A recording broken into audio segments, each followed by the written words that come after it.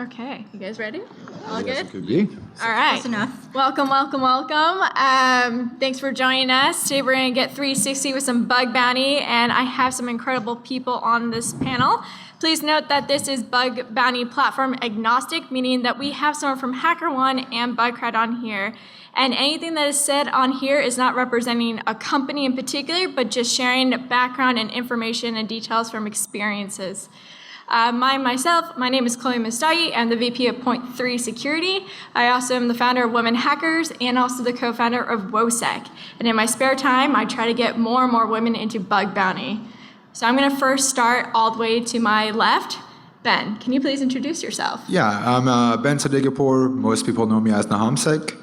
I'm a bug bounty hunter when I have free time, and during the day I work as the head of hacker education at HackerOne we create CTF and free educational material for hackers. Well, I'm Tanner Emek. People know me as Cash Money. I do both security engineering for a company as well as hack.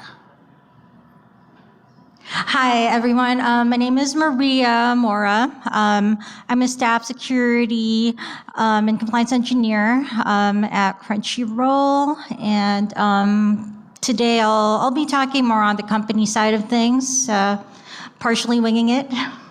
And I'm Jeff Boothby, currently a senior trust and security engineer at Bugcrowd and also a researcher / hacker, as whatever you want to call it.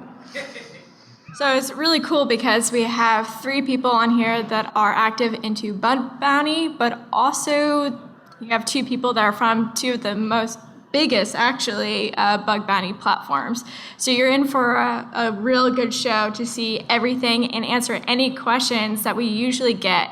Please note that this will be reducing a lot of fake news that is out there around bug bounty. All right, so let's dive into some questions. So for the hunters out there, I have some questions for you first. One is, how often do you hunt? I can start. Not as often as I would like. Trying to find a balance of not spending too much time on the computer has been a little bit hard, but I want to say a few hours a day if I get the chance after work. When I was doing full-time, most of the day, 8-9 hours a day, but now I've reduced it to maybe 20 hours, 10 hours a week, just for my own sanity, and also I've tried to learn to be efficient, so I can do less, make more if I can. Yeah, I try to hack as much as possible. It's usually at least a few times a week. Sometimes if you're onto something, I'll just grind for a week straight after work and till 2 or 3 in the morning. I did do it full-time for a little bit over a year, and during that period, it varied also where I'd go on vacation, then come back and just bust it out for a couple of weeks and then take a week off and just try to keep, I try to do it as regularly as possible. Yeah, not as often as I like, echoing Ben here. Definitely significantly less than before. It used to be probably like tens of hours a week, but now because it is still my day job, it is not where I want it to be. Roger that. Okay, so Tanner, I'm going to ask you this question first, which is, how did you start hunting and how did you become successful at it? Yeah, so I started, I guess, back in the day, I would do kind of mini CTFs and kind of like small hacking challenges that were set up. There are websites like hackthesite.org would make like an XSS challenge or something, so you could learn with that. And this was maybe in 2004, 2005-ish. And then didn't really know about bug bounties, and then once I started, I guess, hearing about it, I realized that, oh, this looks cool, but it's probably something I couldn't do. And then around 2016, I accidentally found a bug in United while I was trying to change my password, submitted through their bounty program, and then realized that it's actually something that seems like I could do it, and just took off from there, and I became successful at it, I would say, just from the resources that are available. I went through like every single publicly disclosed report on HackerOne at the time, read this book that Pete Jaworsk had written, which was like Intro to Bug Bounty, and just learning about like reports that I paid and like what was actually found and the whole interaction between the company and the hackers, and kind of just replicated that. I love Pete's book, by the way. If anyone hasn't read it, you should. He has Web Hacking 101 and a guide on bug bounty. It is definitely a must read. Ben, same question right back at you. Yeah, I got into bug bounties by accident, kind of. I heard about both Bugcrowd and HackerOne back in 2013, early 2014. One of my buddies was just telling me how I could make money as hacking, as I haven't hacked in years. And he's like, hey, you should make money from hacking. And my immediate thought was, kind of sketchy. I don't know if I want to get into it. And he's like, just look up bug bounties. And that's where Yahoo was still doing their own bug bounty program on their site. They had like a static page. They would put the names on there every month. And when they moved to a platform is when I found out about these platforms or more programs. A lot of it was just me jumping in. I do things backwards sometimes. I jump into something and I try to make sense of it and then learn it as I go. So I dove right into it with Yahoo. I know some of the paranoids are here from years ago, but I started just hacking on Yahoo, and anything that it didn't make sense, I didn't know how to do, I would just look it up. Hack this site was a good place to play around.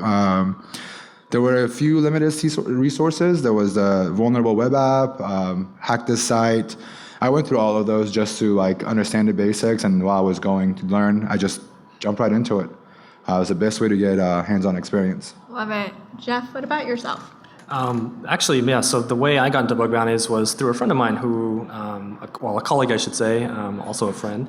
He joined Bugcrowd several years ago, and I hadn't heard of bug bounties until that. So that's how I got into it, because he urged me to become a researcher and actually start testing and finding out bugs on the programs that Bugcrowd was hosting. But that's kind of how I got started, and then eventually did join the company as well.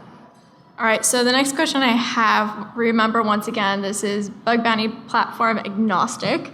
But what are some issues you've dealt with when it comes to reporting on bug bounty platforms?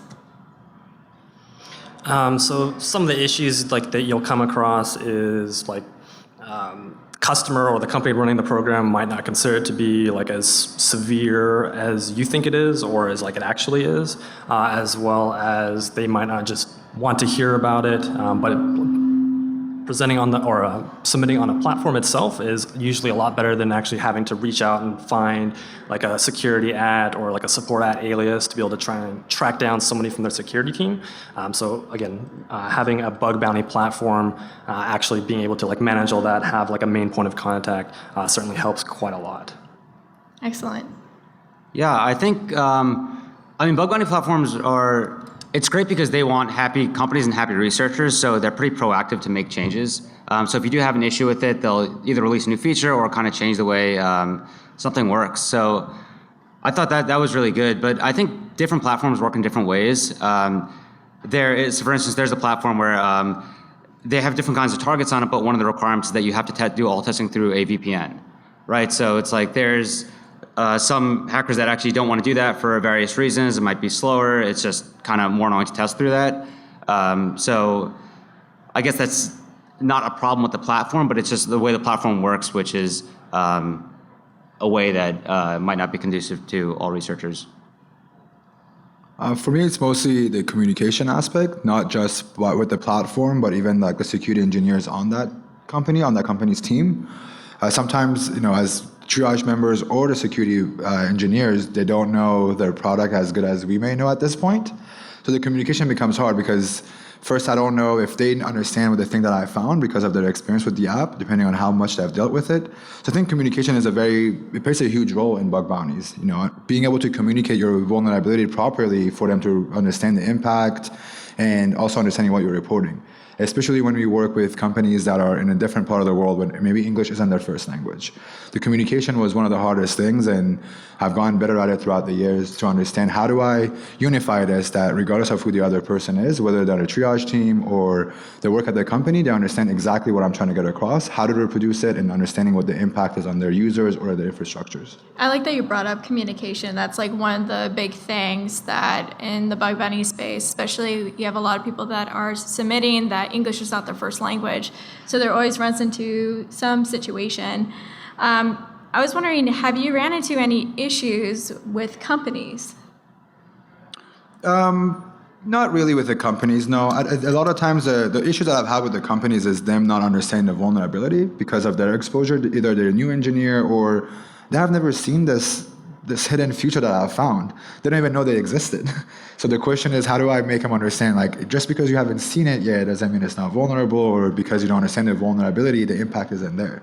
And that all goes back to communication, how much information you provide and how accurate and clear that description is. Gotcha. Tanner, what about yourself? Yeah, I've had some issues in the past with companies. It usually revolves around, say, I say something is of maybe high severity, and then they say, no, that's a low. Sometimes the company is right. It's like if they have mitigations in place, I can't see that. If they know that the impact is low because maybe 1% of users actually visit this part of the app, then sure, that makes sense. But there's sometimes when you actually are pretty confident that you think, okay, this is high severity, it's very exploitable, not difficult to find, and you pretty much have to go back and forth trying to convince them that this is higher severity and here's why. Sometimes it works, sometimes they see it, sometimes they don't. But a lot of times, like you could kind of convince them and then they'll be like, oh, okay, you're right, we didn't think of that, or we didn't know that it was this easily exploitable. And then they'll either raise the bounty or raise the severity. Actually, I kind of want to ask you a follow-up question on that. With regards to actually convincing companies, how do you exactly do that? Do you give them a better proof of concept? How do you kind of walk around those eggshells without like actually going against their rules? Yeah, there's a few ways. One is like a one-click POC is basically the most valuable thing you could have. So it's like you're trying to explain an account takeover, for instance, and it's like maybe somewhat theoretical where it's like, oh, if you do this and copy this request over here, it's hard to follow. Where if it's like, okay, log into your account and click this link and notice I just took over it. So then that really helps solidify like, oh wow, okay, this is pretty bad. Something like that. There has been a case before where proving impact would have had to result in hacking some third party, which was really hard to convey and say like, hey, like I don't want to have to hack this third party, but there are a bunch of third parties that could possibly be hacked that could be used to exploit this. So yeah. Yeah, building on Tanner's response there. That's one of the things is that usually in most companies' bounty briefs, they'll state that, hey, prove that there's a vulnerability there, but don't do the full exploit, don't actually extract any data, right? And then obviously there's going to be certain times where they don't think that it's actually a vulnerability, maybe because they don't understand it. But one of those things that you can always do is like say, hey, I can actually do the full exploit. Do I have your full permission? Like ask for permission first before actually doing it. So if they need extra convincing, that's one way to go about it. Yeah, the permission thing is very important. There's a couple of times where I know like if I run a particular command, the site might go down and I don't want to be responsible for it. Instead of just asking for permission, there's also times when I describe the things that I want to do, but I'm kind of afraid of doing on their website. Especially when you're testing in prod with bug bounty programs, it becomes a little bit weird. So just include the things that you want to try, and I give them the benefit of the doubt to believe me and give it a try. And I can even go as far as trying to craft a payload or a POC that may work, and they can try it out and tell me if it actually worked on their end. They have the resources to monitor and see if these things are actually true. They can go look at the source code and see if these claims are true. So it doesn't hurt to give them those claims and also asking them, if you don't want to try it, I would love to do it. Or do you have a dev environment where I could try this or something like that? That's always been helpful. Excellent. Okay, so we talked a little bit about like the issues with bug bounties and companies when you are a hunter yourself. What are some ways that they both can improve on? So on the bug bounty platform itself and also for the companies that participate in bug bounty. So again, it comes back to the communication feature. It never hurts to over-communicate. Explain exactly what you're doing, give very good descriptions. Again, just to echo what everyone else has already been saying, communicate. Some of the best, I should say, so I'm sure all platforms do this, but they do review and kind of survey the crowd for what's the best program? What program do you like the best? It's not the one that actually has the most rewards, the highest rewards. It's generally going to be the one that communicates the best and has that communication back and forth between the company, the platform, as well as the researchers. So over-communicate. Yeah, I agree. Communication is definitely key in anything we do, even with bug bounties. Going even further, allowing hackers to interact either with the program manager on the platform side or directly the program manager on the company side, having a way of asking questions, because there's times where I look at a feature, I don't understand what it's supposed to do. I don't know if it's a feature or a bug, right? That happens a lot. Having those ways of asking him, okay, if it is a feature, what is it not supposed to do so I can exactly do that? And having communication and having the ability to ask questions outside of a report, outside the platform, and directly getting in touch with whoever runs the program on either end, platform or company, is very, very helpful. If it wasn't for communication with a company like Airbnb when I hack on them, if it wasn't for their engineers right away answering my questions when I don't know what I'm dealing with, sometimes those better bugs that became critical wouldn't have happened. Yeah, definitely echo all that. But also, one of my favorite things to see when I'm hacking with the program is engagement from the company side. It feels better when you interact with the engineers over there and they could answer questions for you, but also maybe help you escalate an incomplete bug, right? It's like if you see something that's absolutely terrible practice and it looks really vulnerable and you think there's something there, but you can't get like a full exploit yet. It's good when it's a company that's like, hey, we'll look into this, and they'll go and look at the code and they'll like kind of help you with it. And if they could prove impact with it also, then you get the full bounty. I run a program at the company I work at, and that's something I try to do is I always, I'm open to questions. If you think something is a bug, let me know. I'll tell you to report it and I'll investigate it. I'll try to escalate it on my end. And I'll let you know why we chose a certain severity for something, like list out the reasons of, well, we had mitigations in these ways, which is why I paid out a certain way. I like that everyone keeps bringing up communication. It is like the number one thing that can be improved on for sure in all directions. And it definitely does bring you back to wanting to work with them again or working on a program with them. It's definitely one of those. What other things basically bring you back to that program, and also what incentivizes you to look at specific programs? I like what Tanner said, the engagement from the company. When I see them, let's say if a program's managed and I see them popping into the inbox, it doesn't have to be I don't care so much about saying, oh, we found value in this, but also seeing them answer the questions that I don't know and directly interacting with me. It shows that they're invested, they're spending some resources to answer all these questions. And it also goes with, how often they expand their bug bounty program. How long have the scope been the same? Has it been the same for 3 years, or has it gradually changed and become bigger and bigger? Those play a huge role in, outside of monetary rewards and engagement, those make a very big impact on choosing programs. Yeah, for me, one of my favorite things is working on programs for products that I use, because you already understand it, so you've already completed a bunch of the work by being able to, I guess, if you know how it works, then you could actually think of some interesting vulnerabilities, like more along the business side or the business logic side of it. Right, so it's like if you just dive into a program, a lot of times that it's just like some huge enterprise software. It's kind of difficult to see like what the business use case is and how to actually like some clever ideas or being creative is a little more difficult. Versus if it's something like maybe Uber, Lyft, GitHub, which are just products you use and you could always just think of, is there any way to, I don't know, get free rides or something, So stuff like that. A big scope is cool. I mean, it's pretty frustrating if the scope is so narrow that pretty much every link you click ends up going to a domain that's not in scope, and then you don't really have much to work with over there. And also, communication, like quick payouts are great for momentum. If you're hacking on a program and they pay out within a few days or sometimes within a day, it really keeps you engaged and it keeps you wanting to hack more, versus if it takes months to pay out, you kind of forget about it, then you get the payout, and then you're like, oh, yeah, there was this program.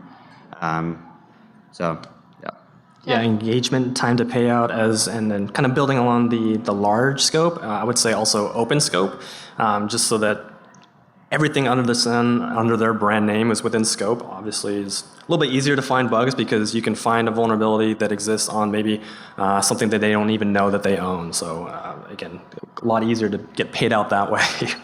Show of hands, how many of you guys have actually done any bug bounty before? Oh, this is nice. I'm seeing a lot more hands than like the previous year. What other advice you guys have for newbies, in a sense, like besides learn the ins and outs of Burp Suite and also to not give up?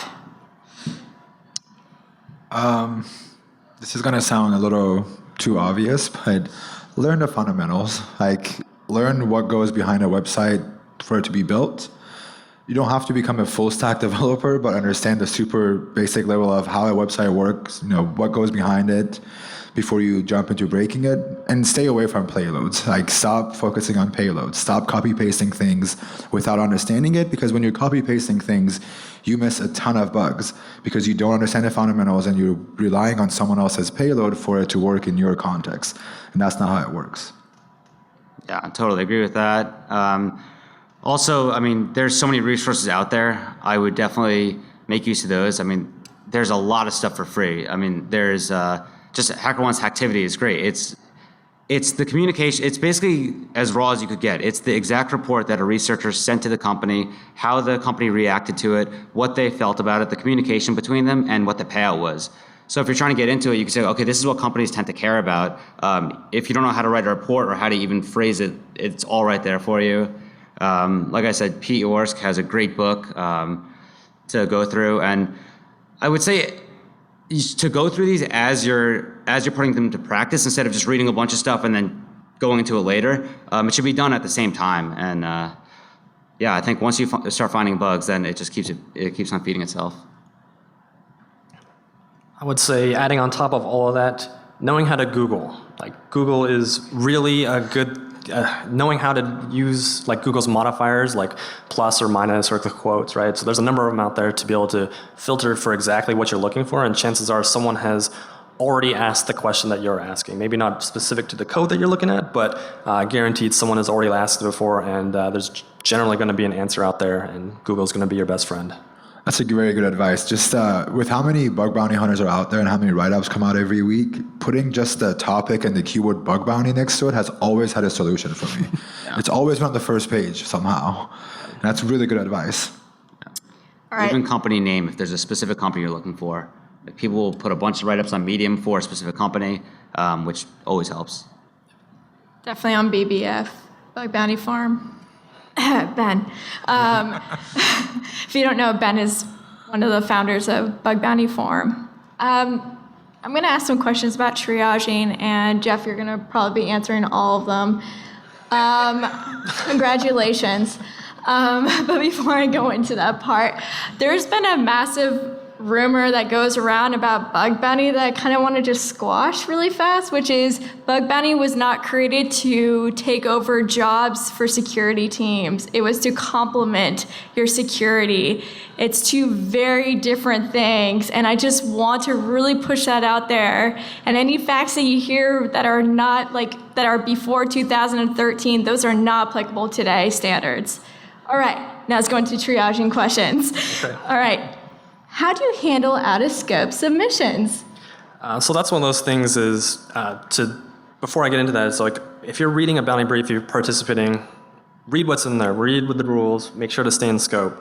But that being said, again, if you do submit something that's out of scope, expect it to maybe perhaps not get the monetary reward that you're hoping for. But as far as like a triage perspective, we do have to notify the company that's who's running the program that, hey, here's this bug, it's out of scope, but we think you should look at it anyway just because of the criticality of it or the context of the vulnerability. If it exists on like one of their partners or their third-party associated codes, then again, they still want to know about it, but they just might not be able to pay out because, again, it might not be something they control or is just something that's not in scope at this time. Okay, so what happens if the triager can't reproduce the submission? So again, this does come back to communication. So communication really is key. So if the platform comes back and like we're unable to reproduce it, then we go back to the researcher or whoever submitted it to be able to ask for additional information to be able to make sure that it really is not reproducible before market as such, because we want to be able to make sure that we are doing our due diligence in not just for our work, but for the work of whoever submitted it as well as the company that's being submitted against as well, because again, if it does turn out to be a vulnerability, we do want to surface it to them, but again, we do want to have that communication channel open to be able to get more information, maybe walk through it with the researcher, maybe get on like a video conferencing to be able to see what's going on and see what they're seeing. And I think on that topic, it's not just on the triage teams to figure it out. It's also up to the hacker. As a hacker, if you know you have a complex bug, it doesn't hurt to include a video. Please don't go and make a video for every single POC. But if you have something complex that you think the other party can't reproduce easily because, there's 40 steps included, there's 3 accounts included, having a good POC with the video and having some sort of a proof or image that shows the vulnerability helps. So it's not always on the triage team. The hackers have to also put in the effort to make sure whatever they're communicating, and going back to the communication thing, is getting very well communicated to the triage team as well. Also with that, I think it's important for the company itself, if you kind of skim the inbox of reports coming in, if it's a report that's like pretty deep in your the way your app works, it's possible that a triager might not understand it, right? Because they're switching between so many different reports from so many different companies, they don't have the context of every app. So if you're working at the company and you see that, feel free to step in and help. Be like, oh, hey, I could reproduce this, or I understand what they're saying, because that would help shortcut things a lot. I wanted to go back to what Ben was saying about like taking videos. There are a lot of tools out there. One of which I've been like looking at for a long time now. I saw this open source tool called ReproNow, ReProNow. That's a pretty good tool if you're doing like video and network captures from your browser. Yeah, so you might want to check it out if you don't have a tool yet. It can do both network and like video capturing at the same time, so I find it really useful. All right, next question. What rules does the platform control versus the company control? So a lot of it is going to be controlled by the company itself. There are like suggestions that the platform will make due to our experience, our history with running these types of programs with a ton of other companies. But again, it's ultimately going to be up to the company itself, whose program it is, that determines what the actual rules are. Because again, it is their program.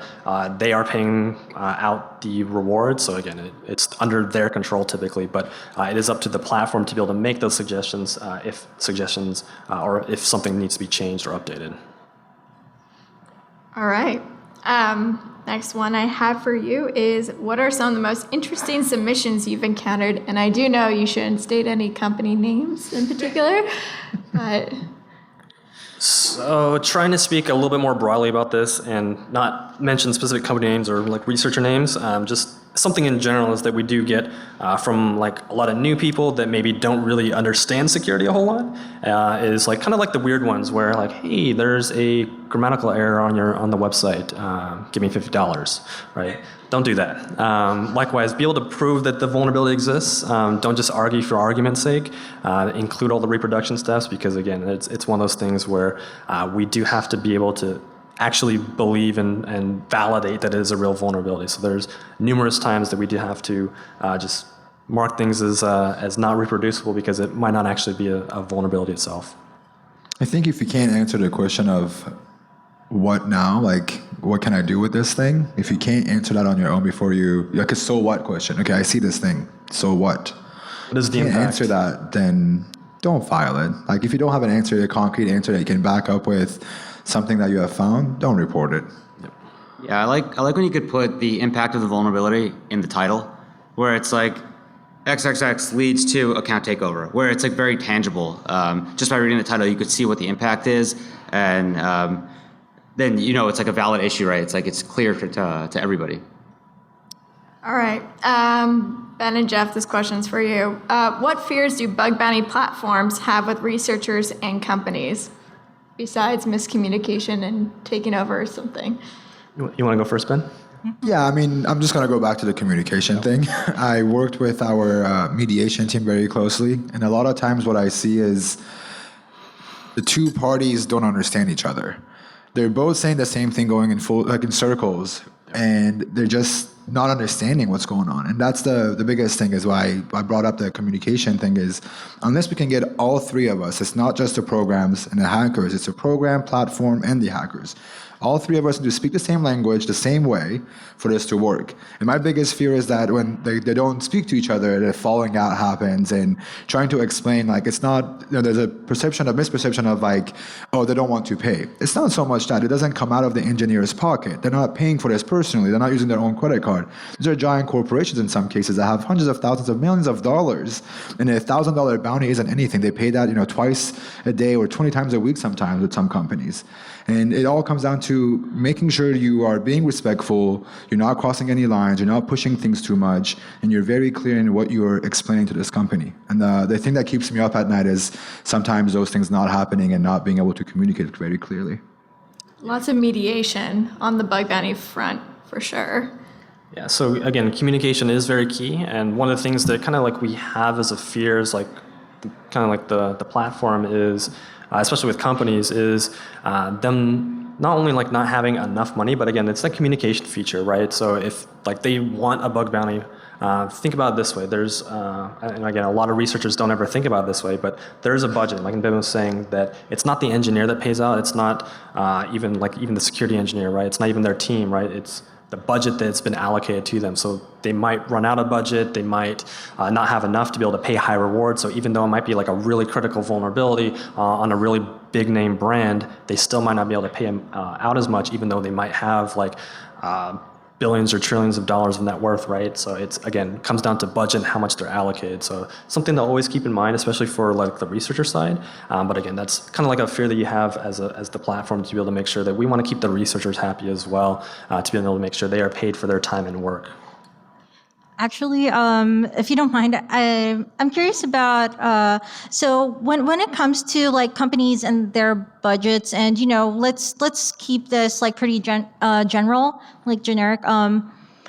Do you sometimes or often see companies that might be low on the budget or like resource side where they can't really respond quickly? I'm kind of curious, like, what the trend is. It happens from time to time, but we generally try to set those expectations before the program launches, so before the researchers even see it, just so that they can plan for themselves. And again, it's even before in like the entire process of when they purchase, right? So we want to make sure that they understand there does need to be a program manager or program owner on the company side to be able to like receive the submissions and be able to make sure that they respond within a timely manner, maybe not necessarily fixing them right away, but at least being able to respond to be able to make sure the research gets paid out for their time. So it kind of does vary, but it's happening less and less often now because, again, bug bounties are starting to become a little bit more popular, a little bit more well-known, and so companies are starting to accept that fact and be able to allocate more resources to security in general. Do you have anything to add, Ben? Not so much to that, but also like I see a lot of hackers on Twitter mostly bringing up the fact that why isn't this company paying a bounty? And I know I saw people laughing. They understand where I'm going with this. There is a lot of work that goes behind the scene to happen, both on a platform's end. They have to do a lot of work to make these companies and customers get on board with these things.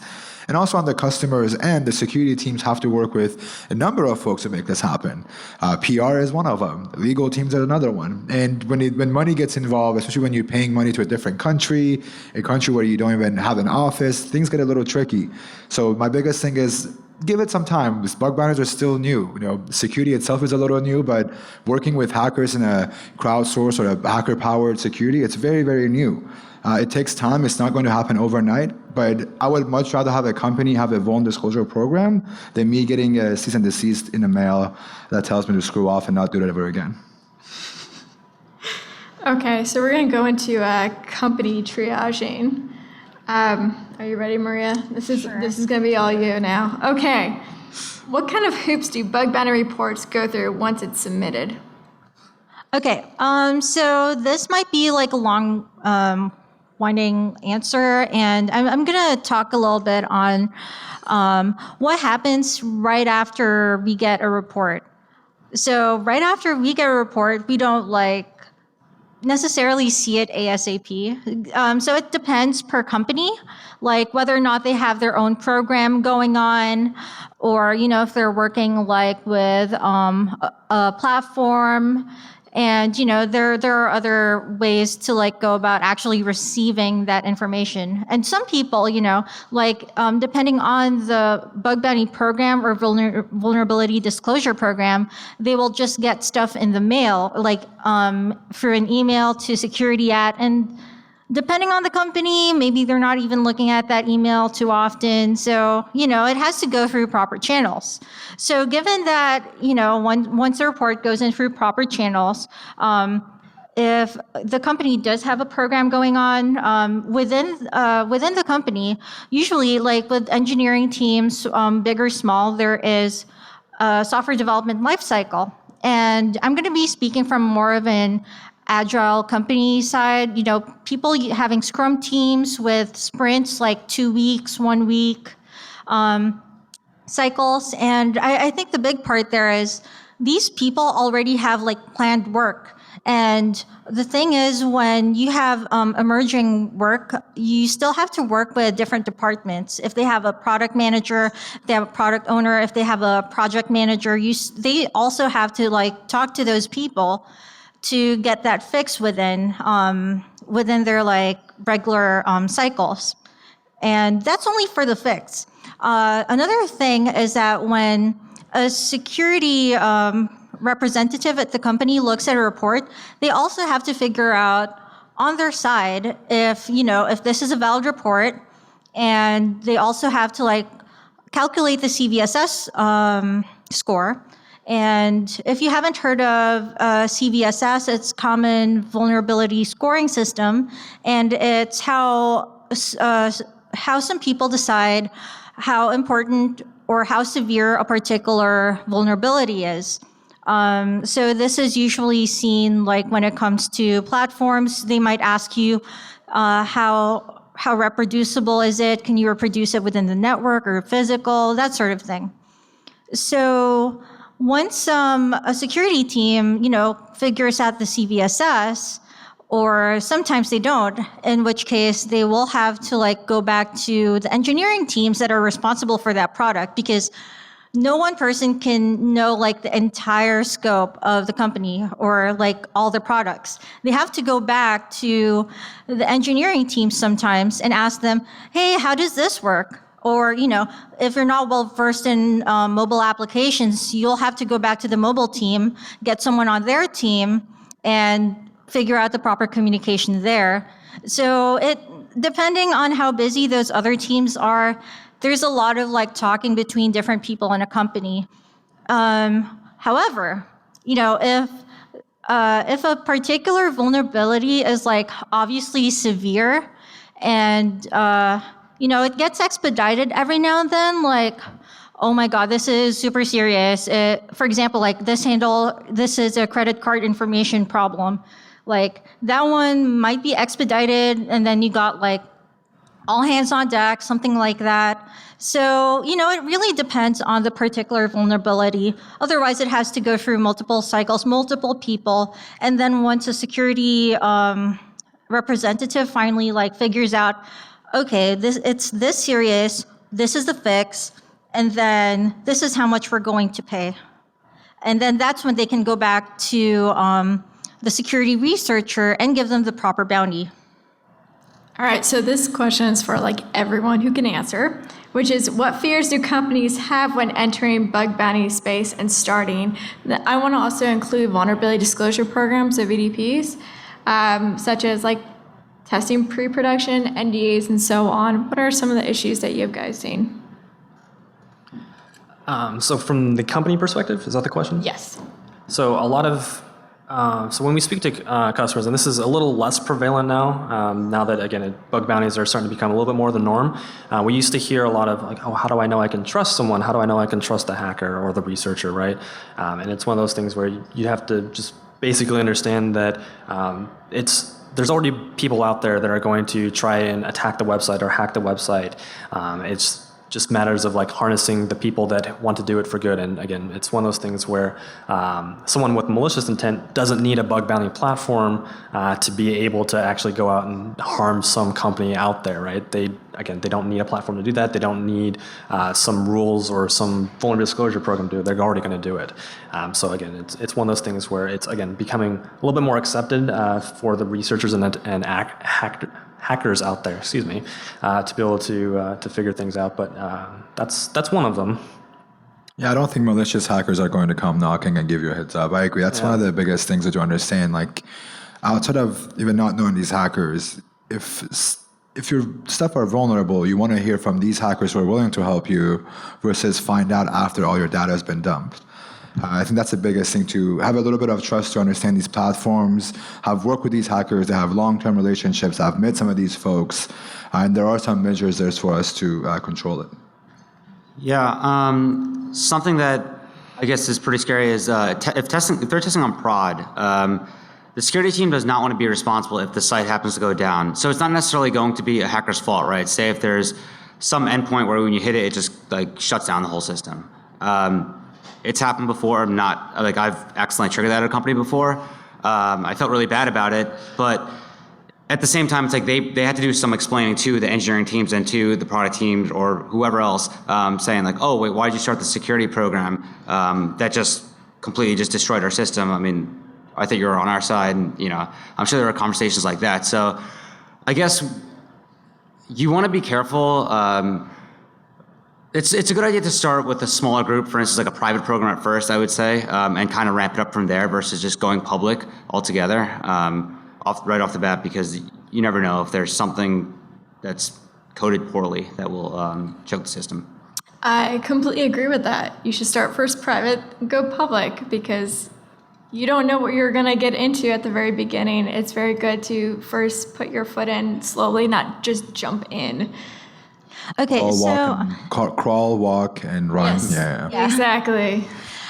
So another thing that kind of crosses my mind, comes across when you talk about like fears that companies have, would be the fact that, especially for smaller companies or companies that don't even have a proper security team, they'll be like, how do you even deal with this? And we already have like so much work to do. How do we roll that in? And that's something for the companies to actually like figure out. I mean, security is a pretty big deal. And, whether or not you can actually have a full bug bounty program is definitely up to the company. And you'll have to see if it's right for you, but at least like have that baseline VDP or vulnerability disclosure program, so that if someone does find something, at least they have a means of notifying you.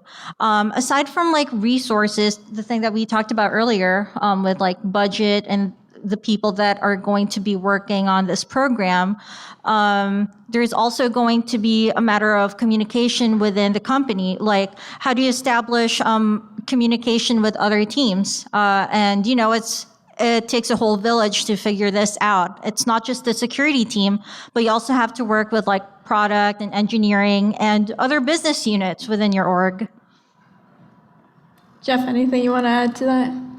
No, that's very well said. Yeah. Okay. So if you guys have heard different perspectives from the hunter side to the bug bounty platform to the company side, I want to talk about kind of the future.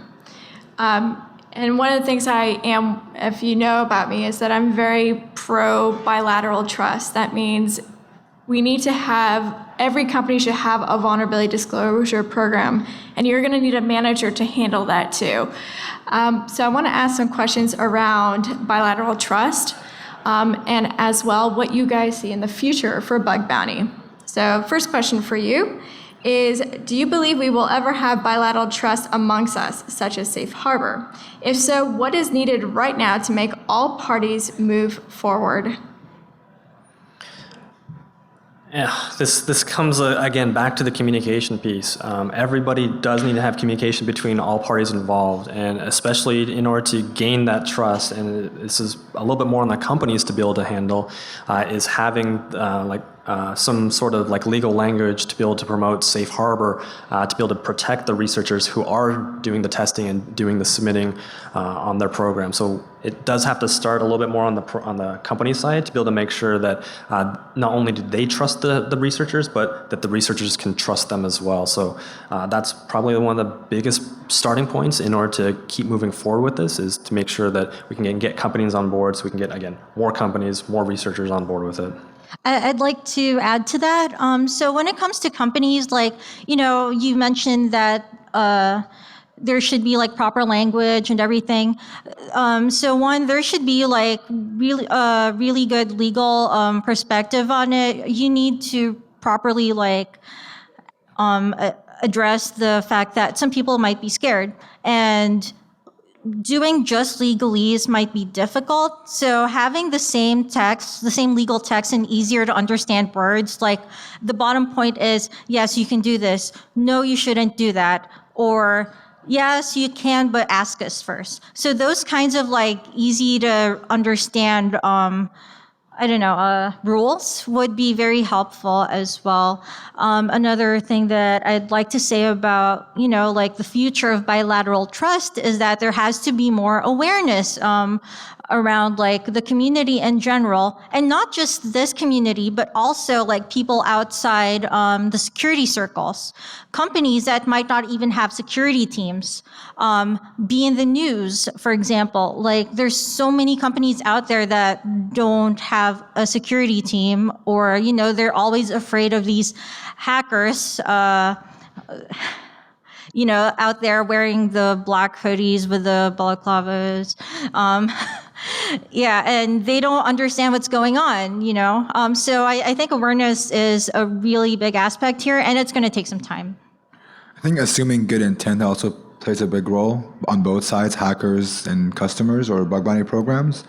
Assuming that there's good intentions, the hackers are here to help you, and the customers or the programs are here because they want to work with you.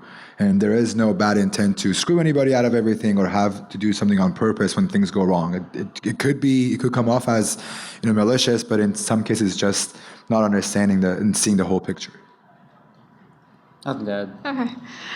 Honestly, I think that every single company should have a policy that is easy to understand. Like, if English is your second language, you should still be able to understand. How many of you guys have actually read user agreements? I mean, if you have an Apple phone, how many times have you actually read any of the updates? Exactly. Point made. I think a very simple policy is very important to have. Knowing what's in scope, what's out of scope, being able to communicate that from a company's perspective is very important. Have an email that people can actually write to you to tell you, I found this vulnerability. How many of you guys have spent hours or days and just have given up reporting something in this room? It is so common. You should also be able to know what are the rewards that you might get as well. So having something like that is extremely important. How many of you guys have heard of disclose.io? Raise your hand. Okay. Honestly, check it out. If you are someone who likes to look for vulnerabilities, you should know of it. I have some stickers for you. A very last question, and we have to wrap this up. The last question is, what do you see in the future for bug bounty? I think there's going to be a point where more companies are going to be either adopting a bug bounty or a vuln disclosure program, either by choice or by government regulation. I don't think we're too far from it. I also think that, throughout the future, in the next 3-4 years, there's going to be a lot more education happening on both ends, educating hackers on how to work with customers and also educating everybody in the world why they should work with hackers and how to work with them. I think once those two happen, then I think when it is hacking and bug bounties become more mainstream and a big part of security culture. Yeah, I think more companies are going to start opening them up. I think we're already starting to get a lot more hackers on the platforms, which is awesome. There are hacking events and there's new faces at them all the time now. New research is constantly coming out. There's just a lot of attention on it now. So I think it's just going to keep progressing, and it'll be really easy to submit a vulnerability in the future. And yeah.